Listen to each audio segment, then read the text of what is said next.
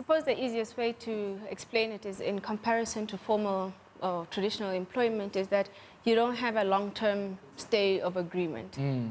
Traditionally, when you get employed, you have an open-ended contract that says this is the day I arrive and I will continue my relationship with you up until the day I decide to resign. Whereas in a freelancing arrangement, it has a more definite type of contract. I know when I'm going to begin the contract and when it's going to end, and there is specific deliverables within that framework of contract. Okay, all right. What makes this precarious, Robyn? For many people, I mean, if you accustomed to the security of having a job where you know you're waking up every single day, going into the office, and every 25th or last day of the month, you know you're going to earn a salary. There must be surely some, I guess, marked difference between that, as Marang is saying, and maybe a freelance arrangement. From a precariousness perspective, what are some of the risks that now introduces in one's working life? Yes, that's correct. But I honestly believe that the economy today actually cannot sustain full-time employment in its current form. Sure. So it's actually something that everyone should be thinking of and looking towards. So it's unfortunate that our education system is still putting out graduates and school leavers who have been educated for jobs, unfortunately. So we've got to try to change that. And as you know, we've obviously, there's high unemployment, the stats speak for themselves. And then there are more and more people who are looking for flexibility. I think that's the other thing about freelancing. It's the flexibility as we're trying to do more. We're just not focused on one thing. So I can be creative in one area, and then I can be quite analytical in the next. I can be an engineer as well as, a gardener, for instance, and I can actually feed both those passions. So that's what freelancing allows as well. Yeah. And when we look at it in that way, I mean, what are some of the skills and capabilities here, Marang, that are needed for you to be able to do that? Because, if I was working with just one employer, getting that pay slip, administratively, for me as an individual, probably not as big a burden as if I have to manage maybe 4 other entities that I provide a service to. And I guess there's a big question around skill sets and what many people who are watching this ought to be considering. Yeah, so it's quite important to know what your skill set is and know what and how to monetize that skill set. Sure. So there's a lot of people with skills. I mean, simple things like being able to type a document is something that you can freelance with and become a virtual assistant. And then you can, everything is a sellable skill. You just need to know how to actually package that and bill for that work done. Time management is going to be quite key. I remember when I was doing a freelancing work, that was one of the things that I had to balance and take into account working with people from different time zones. Yeah. So now you have to balance, when am I sleeping? Your time during the day is not as normal as the next person's time, simply because you're juggling multiple roles with multiple employers, so to speak. Yeah. Time management, but I would also think that administratively, there's also some tax issues that come into play here as well. Absolutely. I think you actually have to be more disciplined. Well, I found that you just have to be disciplined because all of a sudden, the deadline is your manager and not someone standing over you in an office. So that becomes very important. And obviously, the tax aspect is it's now your full liability. So you are responsible for your tax. Essentially, you're a business in yourself. You're a brand. And there are different ways that you can manage that. Obviously, you can register a business with CIPC. Sure. That's really dependent on your annual income. And SARS has some rebates for small business owners. You can also still operate as an individual, as a sole proprietor. It really just depends on what industry you're in. I would actually recommend going to see a tax consultant. Again, it's another way of supporting a small business owner because most of them also are freelancers. Sure. And they can advise you on the best way to manage it. Yeah, you were saying earlier on that in the kind of economy that we have, can't really sustain permanent employment, and many tasks, activities now, I guess, lend themselves to, no longer having people in the same room. It's either a remote task force, but increasingly a lot of that task force is characterized by flexibility. What does that mean for work-life balance? Because I certainly know that as a freelancer, sometimes it's quite difficult to create this distinction between the home environment and, of course, work when you take work home all of the time, Marang. That's part of the discipline that you were speaking of earlier. As part of your time management, you also have to create spaces and create allocation for time to be with family or to do the work that needs to be done.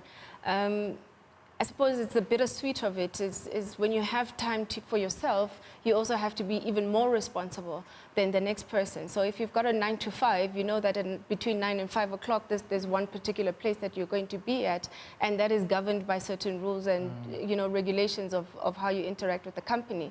But when you're freelancing, you really are you need to be more responsible about your time.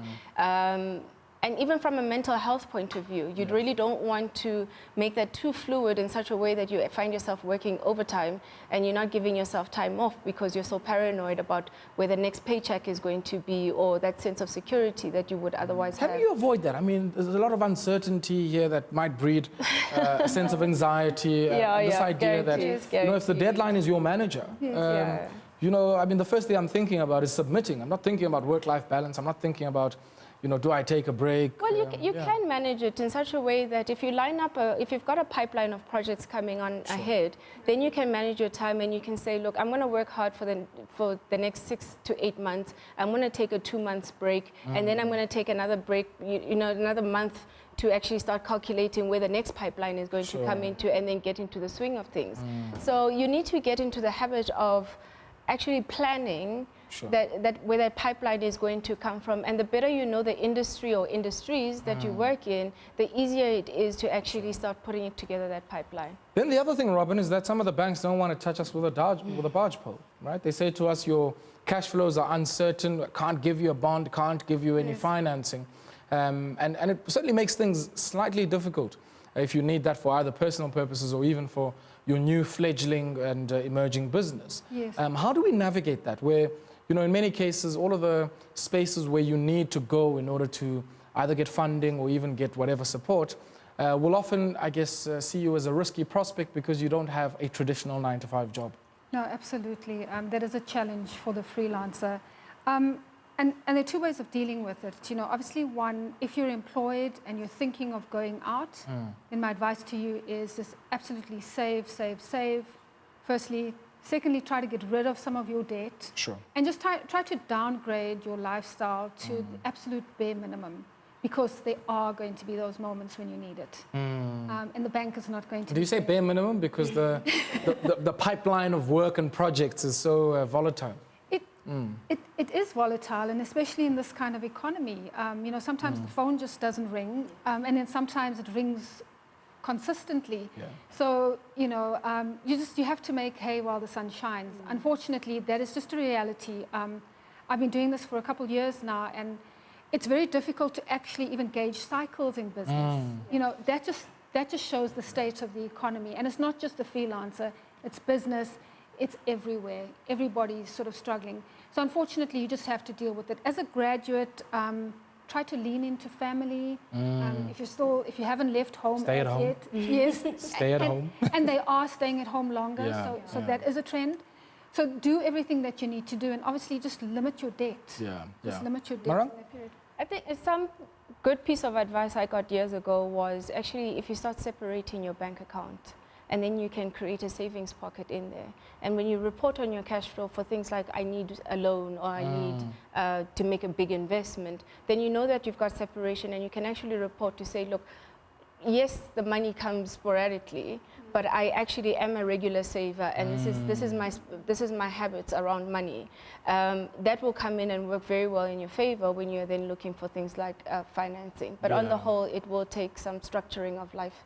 But you're also touching on something that I guess Robyn raised earlier on, which is how you're organized might also require some very disciplined cash flow management. I mean, if I'm organized as a business, and yes, I might be freelancing in that space and picking up projects elsewhere and maybe employing other people. The volatility of some of those projects also means that I need to, when the sun shines, put some hay away so that I can continue to pay salaries and other obligations when the sun doesn't shine as well. Definitely. The structure of how you set up your freelancing life will actually dictate what kind of discipline you need to put into place.